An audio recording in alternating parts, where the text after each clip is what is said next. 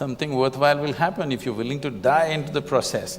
Not just anything, whether it's your work or your life or your love or whatever, if you do not know how to throw your entire self into it, you will never know the taste of what it is. Love but be detached. Why do you want to love then? Only because you want to include somebody as a part of your life, part of yourself, that's why you love. You must understand, a human being is longing to be something more than what they are right now. The thing is, you want to include something which is not a part of you as yourself, that is the whole effort. Whether you want money or wealth or you want to occupy a nation, what is it? Something that is not you, you want to make it yours. Yours is an effort to make it a part of yourself. If it happens emotionally, on the emotional level, if you try this, we call this a love affair. You're trying to make somebody who is not a part of you, a part of yourself emotionally. This is a love affair. See, because you're looking at love as something that comes to you or you yield to the process of love only because you appreciate a particular quality, a shape of somebody's nose or the shape of their mind or their thought or their emotion or the way they speak or the way they do things or the way they relate to you, something, okay? There are many things. It is based on something that is acceptable to you.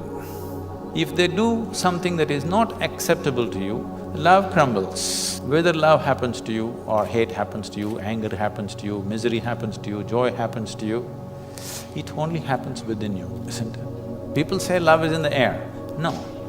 Because you are feeling very pleasant in your emotions, suddenly air feels vibrant. It always been, you missed it all your life, now you're beginning to feel it. Whatever human experience, love or hate, whatever, happens only within you. What I'm saying is, at least what happens within you must happen by your choice. Consciously you must be able to make it happen. If your experience of what is happening within you is happening by choice, what is the problem? It only happens within you. Love is not a relationship. A relationship is a different thing. Love is a certain sweetness of your emotion.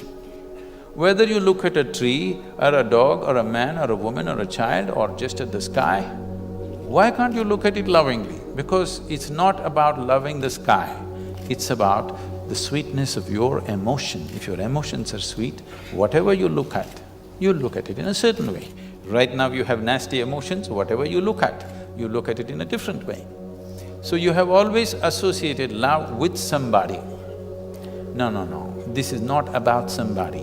Love is not something that you do, it is something that you can become.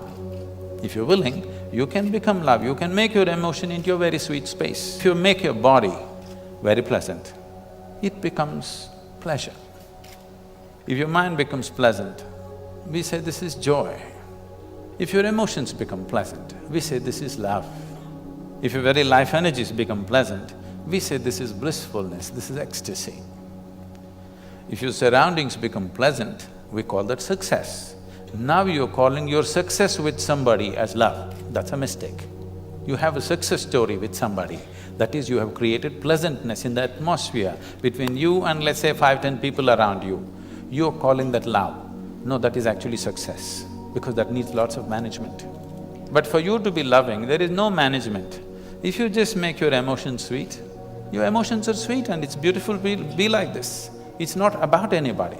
If somebody comes, we can share it. If nobody comes, you can sit here with your eyes closed and still be loving. What's the problem? It is not about somebody, it's not an action. It is not something that you do, it is something that you can become.